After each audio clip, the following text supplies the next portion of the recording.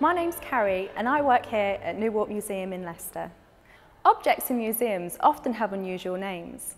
Have you ever wondered where names come from? Sometimes they come from the person that discovered it, or sometimes they're named after the place where they were found.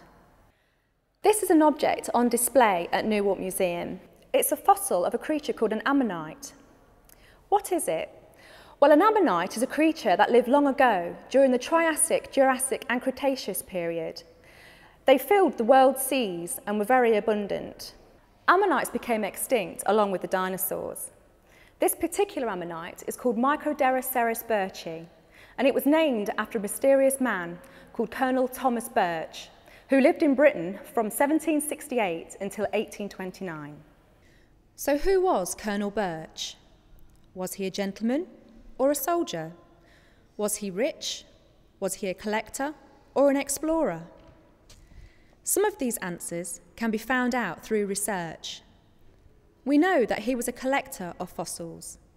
That meant he often bought fossils in Lyme Regis from a young lady called Mary Anning and her family.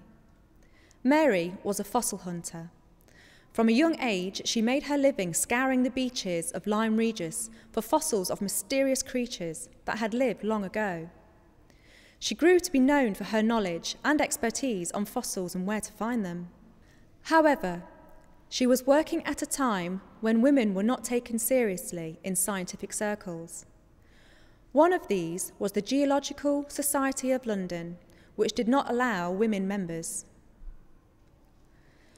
Mary Anning and Colonel Birch became friends, and some say they had a romance. There isn't any evidence to suggest this, but there is still interest in this rumour today. In 2009, an author called Tracy Chevalier wrote about it in her book Remarkable Creatures. In 1820, Colonel Birch decided to sell all of his fossil collection at an auction in London. This surprised a lot of people, and they wanted to know why the Colonel would want to sell such a big and valuable collection. In a letter he wrote to paleontologist Gideon Mantle, "The fact is, I am going to sell my collection for the benefit of the poor woman and her son and daughter at Lyme, who have in truth found almost all the fine things which have been submitted to scientific investigation. When I went to Charmouth and Lyme last summer, I found these people in considerable difficulty on the act of selling their furniture to pay their rent, in consequence of their not having found one good fossil for a near 12-month.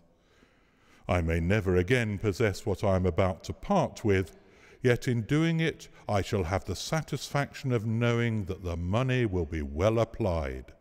Historians have also found out that the ammonite was named after Birch before the auction. An English naturalist at the time called James Sowerby borrowed specimens from Birch's collection to illustrate his book, The Mineral Chontology of Great Britain. This was a catalogue of many invertebrate fossils found in England. Colonel Birch became even more mysterious when in 1824 he disappeared. There are no records of a Colonel Thomas Birch from that date.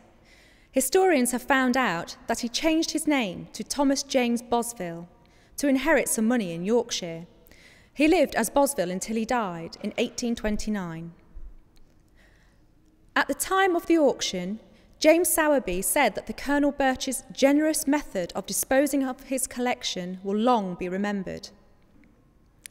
And he is. The name Birch remains attached to this type of ammonite and also a geological subzone used by geologists to date rocks. It is known as the Birchi subzone of the Sinemurian age in the Jurassic period. This name is familiar to many geologists, but sometimes, despite lengthy research, a name is all there is, and that's all we know. So let's see what our visitors think of it. So this is the object I've got you here to look at. I'm just going to pass it round to each one of you. If you'd like to have a look at it and tell me what you think it might be. Looks a bit like a snail. It does look a bit like a snail, you're absolutely right. Yes, that's right. Where do you think it might have lived? Possibly in the ocean floor. That fossil from there. Yeah. But it still seems quite rough, even though would have been there for quite a while. Does it only come in this size, or does it come in bigger size? No, there were many different varieties. It's actually an extinct creature called an ammonite.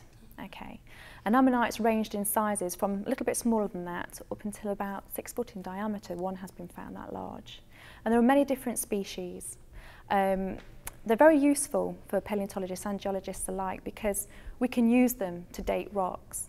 Each species lived a relatively short period of time. This one lived for about 500,000 years. So if we find it in a certain type of rock, we can date that rock to that certain time zone. Does that make sense? Ammonites are very easy to find.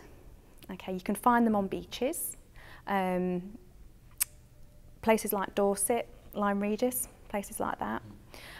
You would literally be walking on them. You can see them in the rock. And Lyme Regis itself is actually a real fossil hunter's, joy there. It's called the Jurassic Coast. Any questions on it? How did the fossils stay so well preserved? These particular fossils fossilise very well because they live in the sea, and when they died, their bodies would have sunk to the seabed and they would have been quickly covered in silt in the seabed.